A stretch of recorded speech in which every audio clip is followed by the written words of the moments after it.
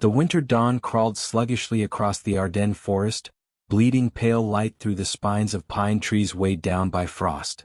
Inside a cramped operations tent, Sergeant Elias Kruger hunched over a wooden crate that he had converted into a workbench, the surface littered with copper wire, solder burns, and scavenged radio parts from broken field equipment. His latest creation, a palm-sized device of messy coils, flickering vacuum tubes, and a hand-wound frequency disc, emitted a faint, inconsistent hum that layered itself over the natural silence. Most soldiers dismissed it as just another oddity from the quiet young man who spent more time with wires than with people, but Elias felt a certainty in his bones. This machine could sense patterns others couldn't. Footsteps crunched over packed snow, and Lieutenant Marshall swept into the tent with the cold still clinging to his uniform. He cast a long look at Elias, then at the contraption, and his lips curled into a smirk. Rumor had already spread that the battalion's self-appointed tinkerer was building something revolutionary, and Marshall had come prepared with a quip. He joked loudly that Elias was trying to tune into Martian comedy broadcasts or perhaps intercept the Germans' lunch menus. Several nearby soldiers chuckled, nudging each other, their laughter echoing against the tent walls with the easy cruelty of those who have never been underestimated.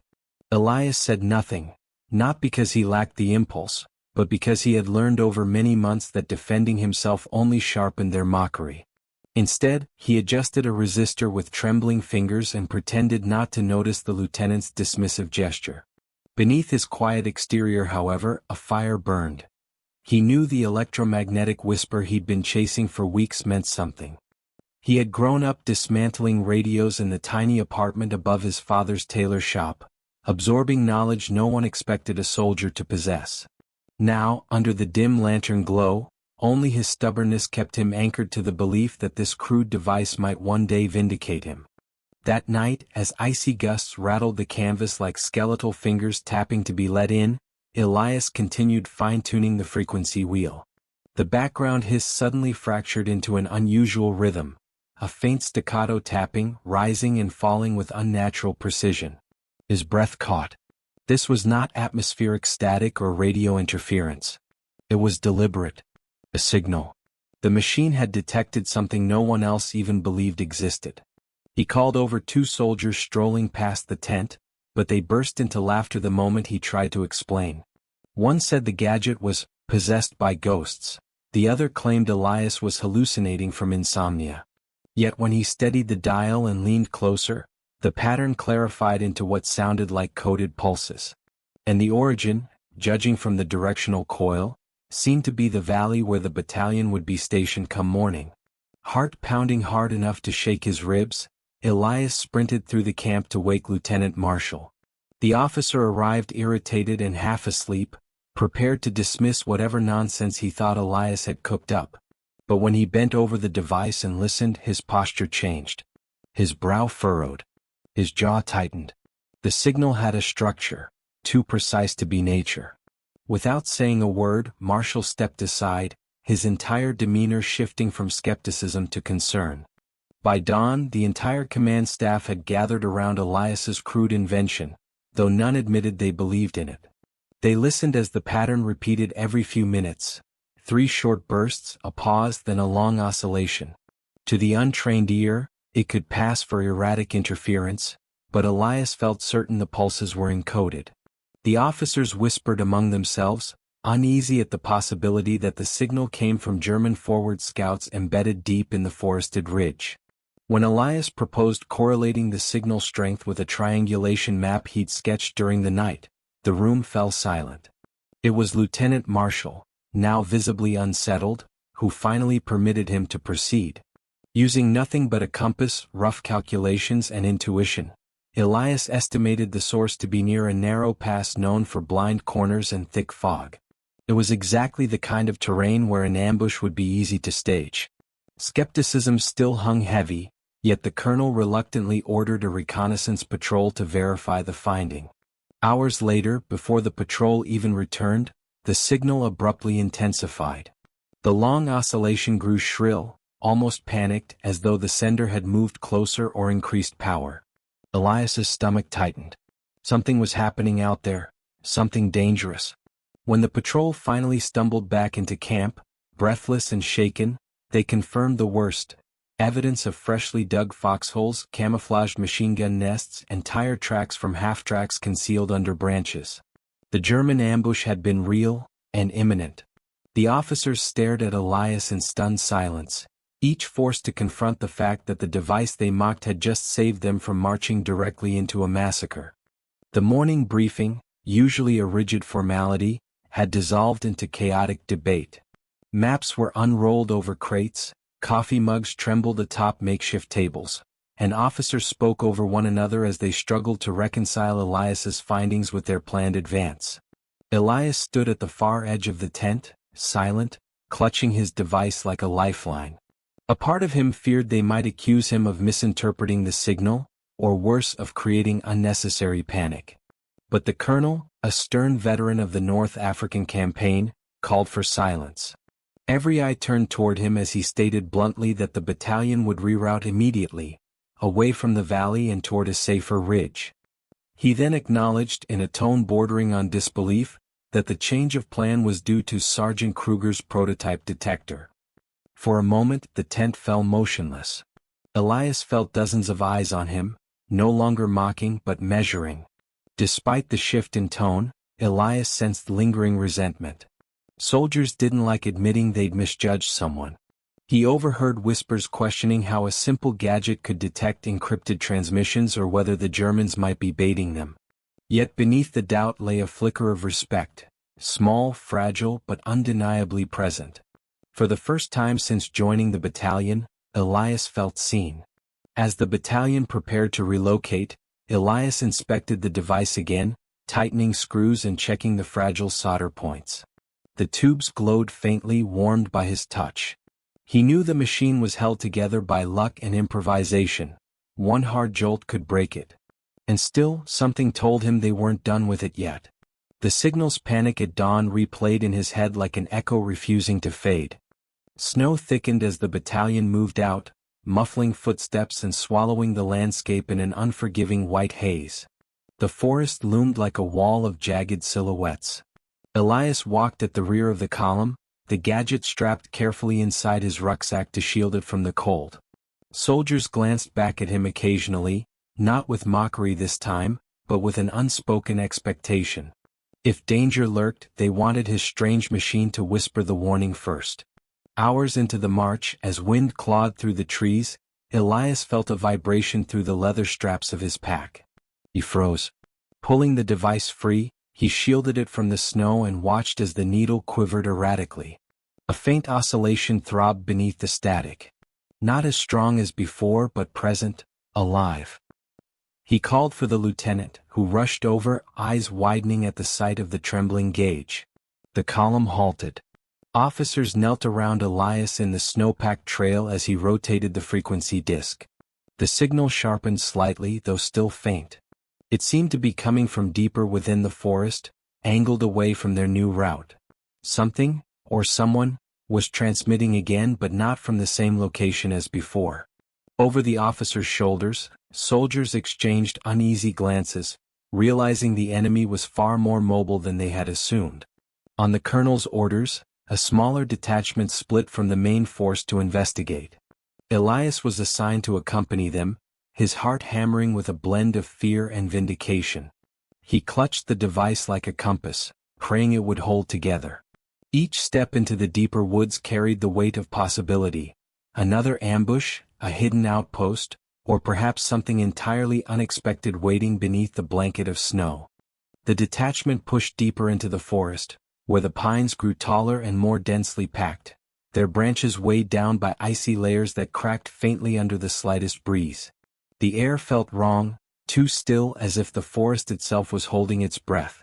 Elias kept the device cradled in his hands, the fragile tubes radiating faint warmth against the bitter cold. Every few steps, the machine pulsed with a soft click, like a heartbeat syncing with his own rising anxiety. The soldiers around him moved with disciplined silence, yet their eyes darted nervously to the tree line, half expecting German snipers to emerge from the shadows. As they advanced, the signal grew marginally stronger, though erratic. Elias repeatedly adjusted the frequency wheel, trying to isolate the source. Lieutenant Marshall walked beside him, for once without sarcasm, his attention fixed on the device's trembling gauge. The forest floor sloped downward, revealing a narrow ravine choked by deadfall and shattered branches, evidence of a recent artillery strike. Elias swallowed. If the signal was coming from below, whoever transmitted it was hiding in the harshest terrain imaginable. Halfway down the slope, Private Lawson slipped on a patch of frozen mud, crashing loudly into a pile of snow-covered rocks. The sound echoed unnaturally long in the ravine, as though the forest were mocking their attempts at stealth. The squad froze, weapons raised, hearts pounding in unison. Elias felt the device spike sharply, just for an instant, before settling back into its faint rhythmic pattern. Something had reacted to the noise. Something listening. After several tense minutes, the squad reached the base of the ravine. Elias's boots sank into the snow, the cold seeping into his bones. Then he saw it, a thin strand of wire partially buried under the snow, stretching toward a cluster of boulders. He knelt, brushing away the frost, revealing a primitive makeshift antenna, cleverly disguised beneath debris. Not German military issue. Something improvised. Something desperate. His breath caught as realization struck. Whoever was transmitting wasn't a lurking enemy scout. It might be someone hiding from the Germans. Elias motioned for the others to stay back as he approached the boulders. The device's pulse sped up, steady, urgent, insistent. He crouched, pressing his ear closer to the rock face, and heard something faint beneath the wind, a muffled cry. His heartbeat thundered. He signaled the squad forward. 2 soldiers carefully shifted aside a slab of stone, revealing a narrow crevice barely wide enough for a man to crawl through. Inside, shivering violently, was a German soldier, young, gaunt, and barely conscious. The soldiers reacted instantly, raising their rifles, but Elias shouted for them to wait. The German soldier's uniform was tattered, blood staining the sleeve, his face ashen from cold and exhaustion. More importantly, beside him lay a primitive transmitter made from scavenged components, a near mirror of Elias's own improvisations. The young soldier whispered a single word, "Bit," a plea rather than a threat. Elias lowered his weapon and approached slowly. Lieutenant Marshall demanded to know what the German was doing alone in the ravine, but the enemy soldier, breathing in short, painful gasps, managed to explain that he had deserted his unit days earlier. His commanders had planned multiple ambush points across the forest, including several aimed at annihilating American supply lines. He had tried to send warnings but lacked any official equipment. The homemade transmitter had been his last resort. Elias felt a strange kinship. Another unwanted tinkerer, dismissed until desperation forced innovation. The German warned that a larger ambush was imminent, far larger than the one they had narrowly avoided earlier. He gave coordinates using trembling fingers, tracing lines on a torn map. Elias studied the marks, and cold dread washed over him. The planned ambush point lay directly ahead of the battalion's new route. Their avoidance of the first trap had forced them accidentally toward an even deadlier one. Back at the surface, the detachment gathered around the deserter while Elias attempted to stabilize him with what little medical training he possessed. The German's breath rattled like brittle paper, but he fought to speak, insisting that his former unit operated under a ruthless commander known for elaborate traps and zero tolerance for surrender. What they planned next, he warned, would devastate anything in its path. Elias translated as best he could while the lieutenant scribbled notes, his expression growing darker with each detail. The deserter then explained the strange pulse pattern Elias had detected. It wasn't Morse nor any formal code, simply the only rhythm he could create with his makeshift device to draw attention without revealing his exact identity. Elias realized with a jolt that the panic spike earlier that morning had likely been the moment the German heard the American patrol approaching. His last desperate attempt to be found before exposure or cold claimed him. As the German weakened, Elias noticed something unsettling. The transmitter's battery pack was nearly dead. The signal had been dwindling for hours. If they had ignored or mocked Elias's machine once more, the deserter would have gone unheard, and the battalion would have marched straight into annihilation. Elias's throat tightened as he wrapped the transmitter carefully, as though honoring another kindred spirit who had tried to save lives with wires, scraps, and determination. The lieutenant made a decision. They would escort the deserter back to headquarters for interrogation, but more importantly, they would deliver his warning immediately. The detachment moved quickly, forming a protective formation around the weakened soldier.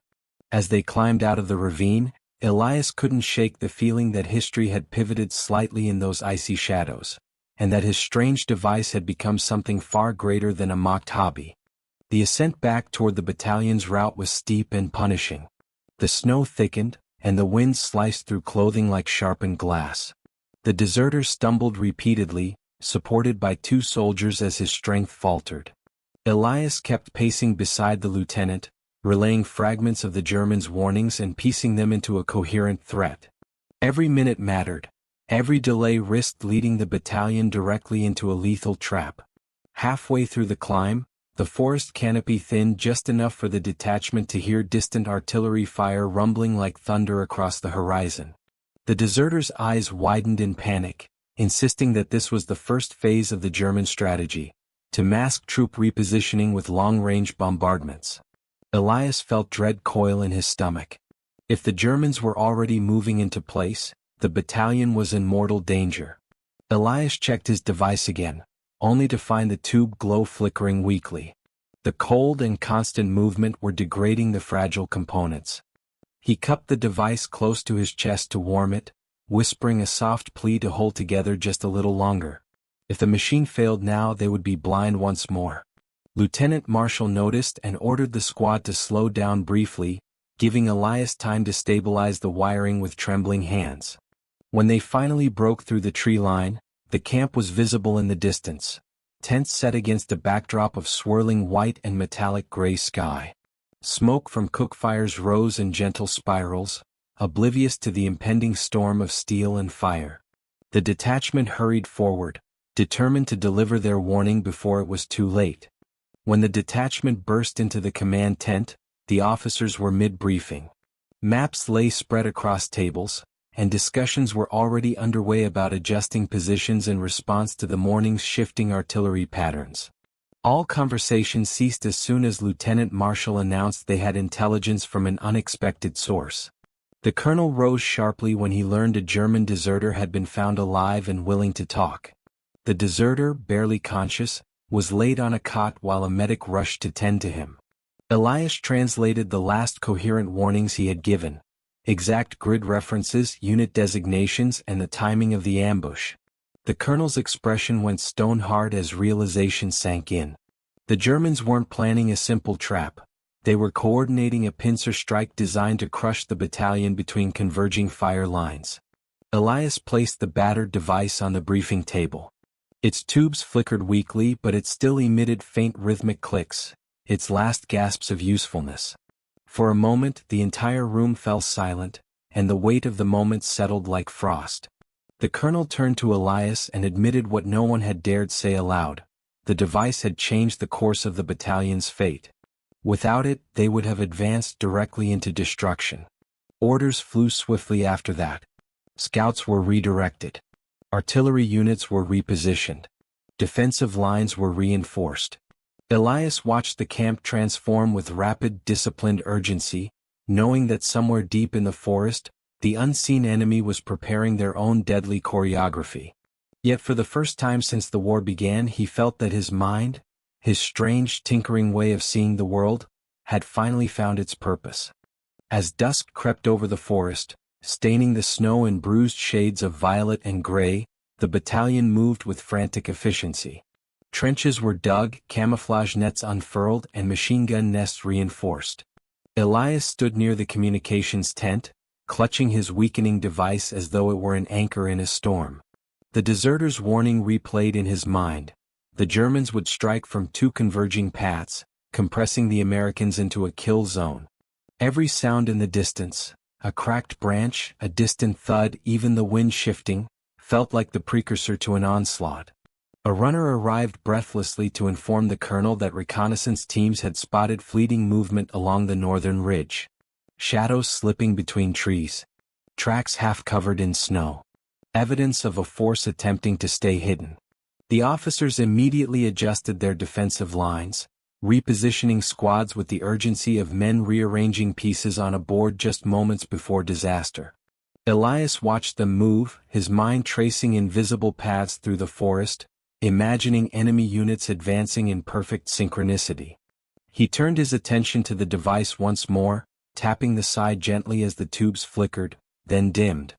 The rhythmic clicking was nearly gone, reduced to faint static murmurs. It was dying. Elias felt a pang of helplessness swell inside him. The machine had been his voice when no one had listened, his proof when he had none. Now, as the battalion prepared for the deadliest night of their lives, his creation was slipping away like a final exhale. Night fell without ceremony, swallowing the world in a heavy, suffocating silence. Lanterns were extinguished one by one, plunging the camp into darkness. Soldiers crouched in trenches or behind makeshift barricades, their breaths forming ghostly wisps in the icy air. Elias sat beside the lieutenant, clutching his rifle awkwardly. Combat had never been his strength. Yet tonight, there was no distinction between inventors and infantry. Everyone was a defender. The first German shot sliced through the night like a whip crack. Then another. And another. Suddenly, the forest erupted with gunfire, sharp, furious bursts that shattered the silence and sent snow cascading from branches overhead. American soldiers fired back blindly at muzzle flashes between trees, their adrenaline surging as the enemy pressed forward under the cover of darkness. Elias's heart hammered in his chest as bullets tore the air above him. Through the chaos, Elias noticed something unusual. The gunfire from the east was deliberately staggered, too measured, too methodical. It wasn't an all-out attack, it was herding fire, meant to push the Americans into a specific formation. Into a trap. He yelled the warning to Marshall, who quickly relayed it to command. The battalion shifted its positions just in time, narrowly avoiding the deadly funnel the Germans had tried to force them into. Minutes felt like hours as the firefight intensified.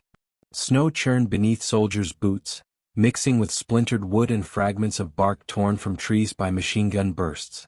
Elias crouched behind a fallen log, shielding his head as bullets erupted around him. Through shaking hands he tried one last time to power his device, hoping for something, anything, but the tubes remained dark. He whispered a goodbye to it, burying it beneath his coat before lifting his rifle once more. Suddenly, a flare streaked across the sky, illuminating the forest in stark, ghastly white. German troops surged forward, sprinting between trees with chilling precision. Their silhouettes danced like phantoms as they advanced. The Americans responded with fierce resistance, their gunfire echoing through the forest like rolling thunder. But the flare also revealed something else, tracks in the snow veering toward the battalion's flank. A second enemy unit was attempting to circle behind them. Lieutenant Marshall barked orders, sending a squad to intercept the flanking force. Elias followed instinctively, though fear gnawed at him with every step. The forest became a maze of shadows and gunfire, each flash of light revealing momentary snapshots of violence. Soldiers falling, trees splintering, snow exploding under footsteps. Elias realized the Germans had planned this assault with surgical precision. If any piece of their defense faltered, the entire battalion would collapse. The flanking Germans struck like wolves, crashing into the American defensive line with terrifying force. Elias found himself in the middle of the melee, firing wildly to keep the enemy at bay. His ears rang from the constant thunder of gunfire, and smoke mixed with snow until the world blurred in gray swirls. A German soldier lunged from behind a fir tree, and Elias barely had time to react before a fellow American tackled the enemy aside, saving his life. The battle devolved into brutal close-quarters combat. Bayonets clashed. Rifle butts cracked against helmets. Boots slipped in crimson-spattered snow. Elias fought with desperation rather than skill, driven by fear and a stubborn refusal to die in a war where he had finally begun to matter. Every movement felt both frantic and slowed, as though time had fractured beneath the weight of chaos. For a moment, the German advance seemed unstoppable. Their formation pressed forward relentlessly, forcing the American line to bend, then buckle. Lieutenant Marshall shouted for reinforcements, but the enemy pressure continued to build. Elias felt cold dread gnawing at him once more. If the line broke here, the entire battalion would be overrun. Pinned behind a shattered tree stump, Elias felt hopelessness clawing at his mind. His rifle jammed from frozen mud, and he fumbled with trembling fingers to fix it. In that agonizing moment he heard something, a faint click. Soft. Wick. Impossible. He tore open his coat and retrieved the device. One of the tubes flickered, then glowed faintly as though refusing to die before fulfilling its purpose. The needle quivered. A signal. A real one. Elias turned the dial with numb, frantic movements. The clicking intensified, rapid, urgent, unmistakable. The deserter had warned of a third German squad hidden deeper in the forest, meant to rush the battlefield once the Americans were fully engaged. The device was detecting them now. Elias shouted to the nearest squad leader, pointing toward the direction of the pulse. Marshall heard him and immediately rerouted a reserve squad to intercept. Moments later, muzzle flashes erupted from that exact direction. German troops emerging from the shadows, expecting an undefended flank. But the Americans were ready this time. The reserve squad unleashed a torrent of fire, halting the German rush before it could overwhelm the line. The momentum shifted. The pressure eased. And as the Americans surged forward with renewed determination, Elias's device gave one final pulse, then went silent forever. The first hints of dawn crept through the trees like trembling fingers brushing away the night. The gunfire had dwindled to silence, leaving behind only the soft hiss of falling snow and the distant groans of wounded men calling for medics.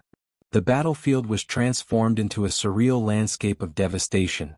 Bodies half buried under fresh flakes, shattered branches littering the ground, weapons frozen in place where their owners had dropped them.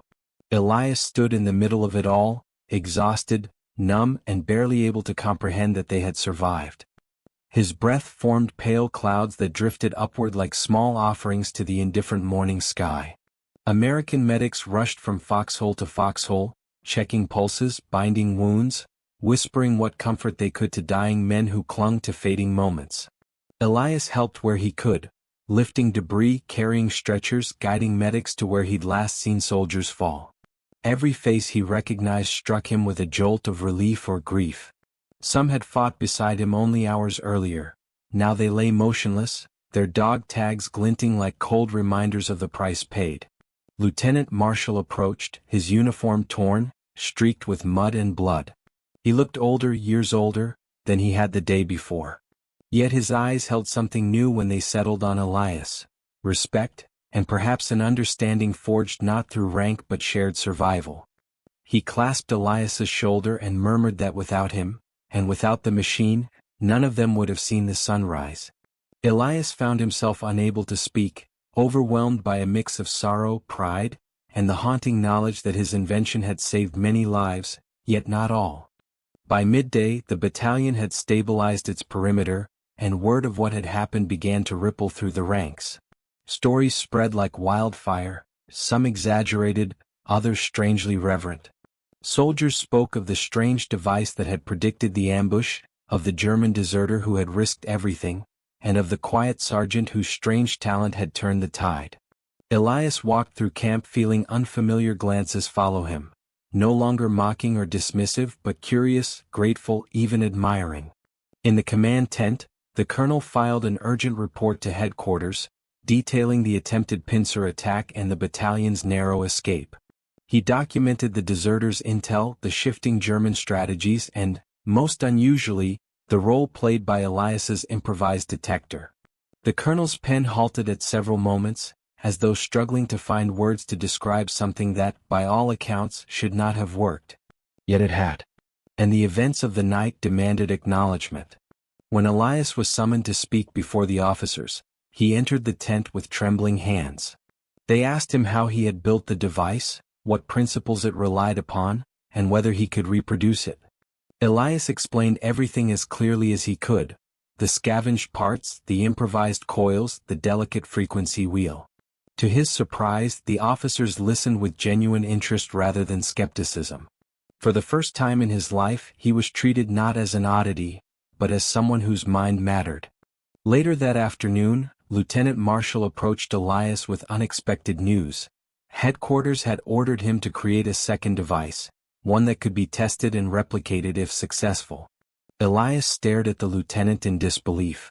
His original machine had barely held together through the night.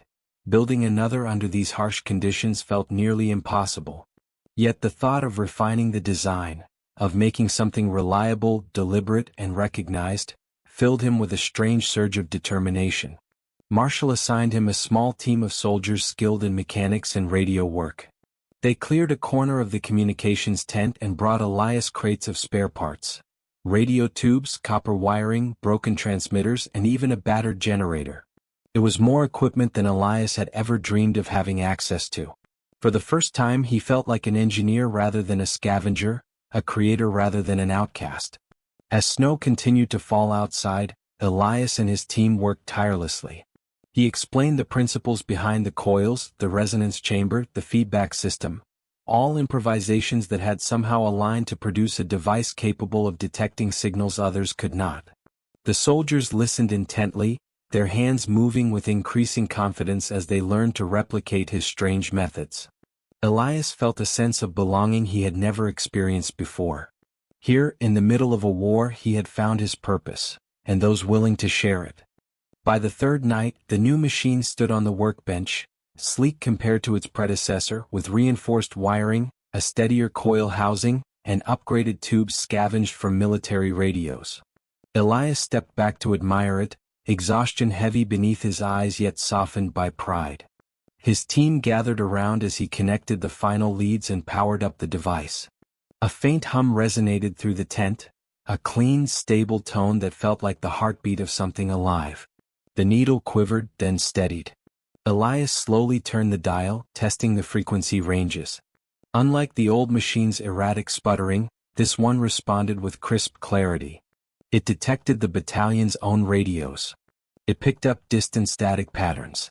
It even captured the subtle atmospheric distortions caused by an approaching storm front. The officers exchanged glances of awe. What Elias had created was no longer a miracle born of desperation. It was a working prototype. A tactical instrument. The colonel ordered immediate field tests. A squad was dispatched into the forest with a transmitter to simulate enemy activity. Elias monitored the device, adjusting the dial as faint pulses echoed through the coils. When he identified their location with near-perfect accuracy, the colonel nodded in approval. The battalion now possessed a new advantage, born not from official research labs, but from the mind of a once overlooked soldier. With the new device operational, a strange calm settled over the camp. Soldiers repaired gear, cleaned weapons, wrote letters home, and stole precious moments of rest. Yet beneath the surface, tension simmered. The deserters' warnings hinted that the ambush was only the beginning, that the German commander had larger maneuvers in motion. Elias felt this unease in every pulse of wind against the tent canvas, in every distant echo from the forest. The war had shifted, and something darker was approaching. The colonel convened a strategy meeting to plan the battalion's next moves. Elias attended as a technical advisor, an absurd notion only days ago. Maps sprawled across tables revealed larger enemy troop movements encircling nearby sectors. Allied divisions were stretched thin. If the Germans executed a coordinated strike, the Americans could easily be isolated. The officers debated fiercely, their voices rising as the weight of responsibility pressed down upon them. Elias listened carefully, his mind turning through possibilities. His device could offer early warnings, but it could not prevent what was coming. Not alone. As he gazed at the snow-covered horizon outside the tent, he realized the battalion's survival depended on more than detection. It depended on outthinking an enemy commander who designed traps as beautifully as he did circuits. The next battle would not merely challenge the machine, it would test Elias himself. The temperature plunged as evening settled over the battalion, the kind of razor cold that burrowed deep into the marrow. The forest, once alive with distant rumblings and the occasional crack of branches under unseen footsteps, grew unnervingly silent. Soldiers huddled around dim lanterns, their conversations low and uneasy. Elias remained inside the communications tent, monitoring his newly refined detector. The machine emitted only the soft hum of its idle frequency scan, steady, unwavering. Too unwavering. Elias felt a knot of dread tighten in his stomach. Silence was rarely a gift in war, it was a warning. Lieutenant Marshall entered quietly, closing the tent flap behind him. His breath crystallized in the frigid air. He asked what the machine had picked up and Elias told him. Nothing. No spikes, no pulses, not even the subtle distortions from German radios. It was as if the enemy had vanished. Marshall's frown deepened. The German commander they faced was not the type to retreat blindly after failure. Something was brewing. Something calculated. They exchanged a glance. Both men understood that the incoming threat was far greater because it was untraceable. Elias adjusted the coils again, hoping to detect even the faintest anomaly. Then he felt it, a distant irregularity. Not a signal, not a transmission, but a disruption in the atmospheric noise. Like pressure building before a storm. He leaned closer, heart racing. It lasted only a second before fading, but the implications were clear. The Germans were preparing something massive, something that required total radio silence.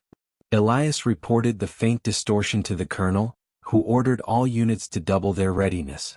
The forest silence was no longer just eerie, it was the breath before an avalanche. The attack began not with gunfire but with the ground itself trembling. A low rumble rolled through the forest, shaking snow from branches and rattling mess kits inside tents. Soldiers surged to their stations as the tremor intensified.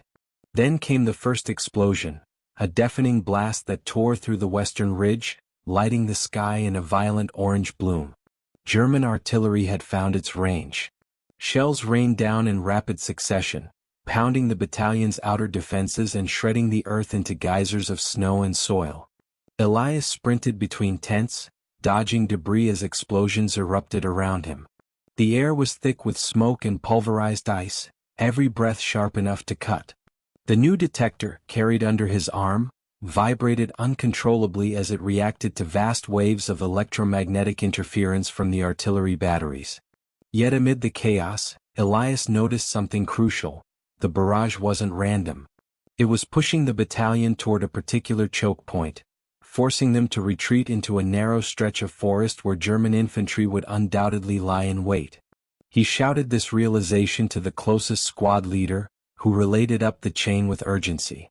Marshall reached Elias moments later, grabbing him by the shoulders, demanding confirmation. Elias pointed to the pattern of shell impacts forming a deadly funnel. Marshall didn't hesitate. He ordered an immediate lateral evacuation instead of a backward retreat, saving hundreds of men from walking directly into the crushing jaws of the enemy trap. But the Germans reacted swiftly, shifting fire with terrifying precision. The forest became a storm of steel. The Germans advanced behind the artillery curtain, their silhouettes emerging through the smoke like wraiths forged from shadow and fire. Automatic gunfire erupted from the tree line, forcing the Americans to scatter into defensive positions. Snow became churned into muddy slush under frantic boots. Elias ducked behind a splintered tree, clutching his rifle. His hands shook violently, not from cold, but from the overwhelming terror of facing a force that moved with such ruthless coordination. Machine guns roared as American gunners returned fire, cutting through waves of German soldiers attempting to breach the perimeter. Mortar rounds thumped in the distance, sending shockwaves of snow cascading from the branches above. Elias peeked through the smoke and spotted several German units advancing toward the communications tent. If they destroyed the battalion's radio center, the Americans would be effectively blind and fragmented. Without thinking, he broke into a sprint, racing to intercept the threat. He arrived just in time to see German troops closing in. American defenders were pinned down, their line faltering. Elias raised his rifle and fired wildly, not aiming by skill but by instinct and desperation. His shots bought precious seconds, long enough for a nearby squad to regroup and unleash a counterattack. The Germans fell back temporarily, but the assault was relentless. Elias realized that this battle was no longer about surviving, it was about preventing total collapse. As the battle raged on, Elias realized something. The enemy relied on perfect coordination, and their timing was too precise to be manual. They had to be receiving constant updates from a hidden command post nearby, likely the same unit the deserter had once served under. If he could locate that transmitter, he could reveal the position to American artillery. But his new device lay damaged beside a crater, its casing cracked from an earlier explosion. With no time to repair it, Elias made a desperate decision. He sprinted through the battlefield toward the crater, sliding across the snow to reach the broken device. Bullets snapped past his ears. He ripped open the casing with bare hands, ignoring cuts from jagged metal. The internal coil housing was intact despite the shattered shell. He tore it loose, exposing the raw copper windings and fragile wiring. It wouldn't pick up signals as it was, but maybe, just maybe, it could detect transmission direction if manually oriented like a rudimentary antenna. Rising into the open, Elias held the stripped coil above his head, slowly rotating it while listening through the attached earpiece. Amid the chaos, amid the deafening roar of gunfire and artillery, he heard it, a faint, rhythmic pulse far in the distance. German command signals. His heart surged. He pivoted, locating the direction with shaky precision. Then he shouted the coordinates to a nearby artillery spotter, who relayed them instantly. Minutes later, American shells rained upon the hidden command post, silencing the German coordination in a single thunderous blow. The effect was immediate. German advances faltered. Their timing fractured. Movements devolved into scattered, uncoordinated pushes easily repelled by American lines. The battalion surged forward with renewed strength, driving the enemy back into the forest. Elias collapsed to his knees, the stripped coil still clutched in his frozen fingers. He had dismantled his own invention to save them, and it had worked. When the final gunshots faded and the Germans retreated into the forest, a weary hush fell over the battlefield. Snow drifted lazily down, covering broken weapons, fallen trees, and the scars of combat as though trying to heal them. Elias sat in the snow, surrounded by the remnants of his invention. Wires, shards of casing, the coil that had changed the course of their fate. Soldiers walked past him, offering nods, pats on the shoulder, or murmured thanks. No mockery. No laughter. Only respect forged in the crucible of survival. Lieutenant Marshall approached, then crouched beside Elias. He picked up a fragment of the shattered casing, turning it thoughtfully in his hands. He said softly that the battalion owed its lives to the device, and to the man who built it. Elias didn't know what to say. For so long he had been the odd one out, the strange tinkerer others dismissed. Now he was something else, a soldier whose mind had saved an entire battalion. Marshall offered him a gentle smile and told him that command wanted him transferred to a special engineering unit, where his skills could shape not only survival, but victory. Elias gazed toward the horizon, the forest still smoldering beneath the pale winter sun. The war was far from over, and he knew there would be new dangers, new battles, new inventions born from desperation. But he also knew this. His homemade gadget, mocked, doubted, ridiculed, had become the one thing that stood between life and annihilation. He rose slowly, cradling the broken coil, a symbol of everything he had endured and overcome. The battalion gathered behind him, not in formation but in solidarity. For the first time, Elias felt the weight of belonging.